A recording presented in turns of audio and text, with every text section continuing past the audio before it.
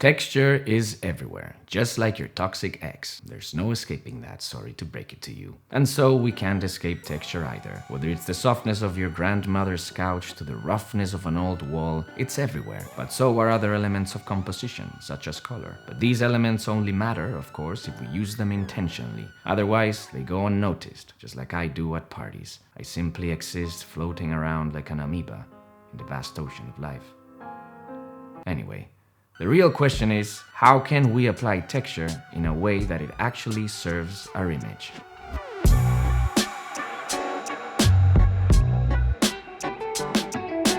Texture is the visual and especially the tactile quality of a surface. It has the power to add realism, grab our attention, and most importantly, evoke our sense of touch. I must admit I often overlook texture in photography.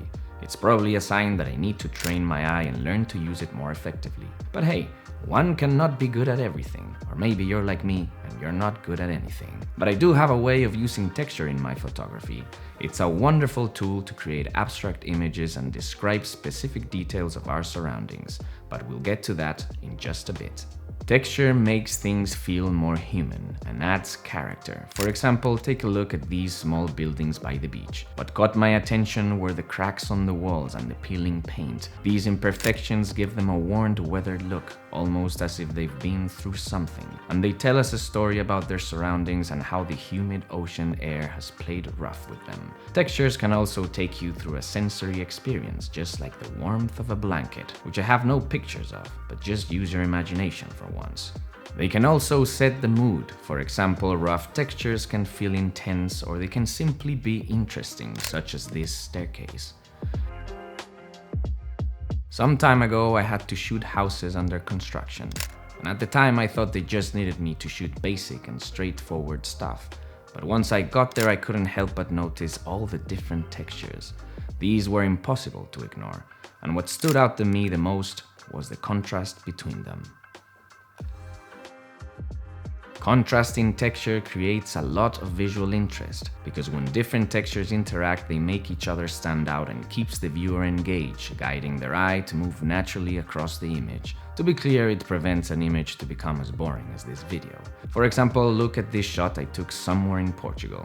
What caught my attention was the mix of textures in this building.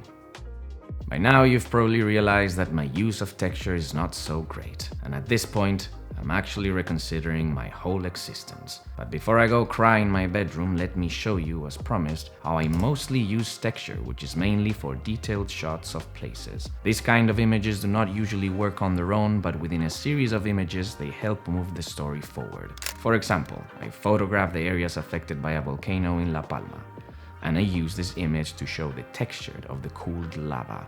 Or take a look at these leaves from a dense forest. As you can see, repetition and pattern can also enhance texture. In this case, texture isn't just visual, but it helps us sense what the forest feels like. Texture can also be used to create abstract images. For example, take a look at this wall in Istanbul and this other one in Madrid. These aren't just about capturing what the city feels like, but also about finding patterns and randomness, or maybe not so random, in everyday textures. These are heavily inspired by one of my favorite photographers, Ernst Haas, who saw torn posters and decayed walls as an opportunity to create very interesting compositions. He had a brilliant way of using texture in his work. And just like Haas did, texture is a great opportunity to create abstract images, but I would suggest using longer focal lengths to take advantage of compression and bringing the different layers in your composition closer together. For example, in this image, I used a 135mm lens, making the lady appear much closer to the glass thanks to compression. Also notice the distorted texture of the glass. These strange formations are worth searching for. So look for reflections in glass or water, where textures can take some unpredictable forms. In nature, I think textures are a little bit more obvious, but in urban settings, there's a whole world waiting to be discovered. And one last tip, light, as always, plays a huge role in texture. When light comes from the side or at an angle, rather than directly from above, it creates shadows that emphasize depth and detail, bringing out the whole character of a surface. The cracks between the cobblestones stand out more because the sun was hitting them at an angle, enhancing the texture. The same applies to this sand dune, shot just before sunset. If I took this at 2 p.m., the harsh overhead sun would have flattened everything, making the textures much less noticeable. So that's it, nothing more to add. Go experiment, have fun, always. See you later, Eggface.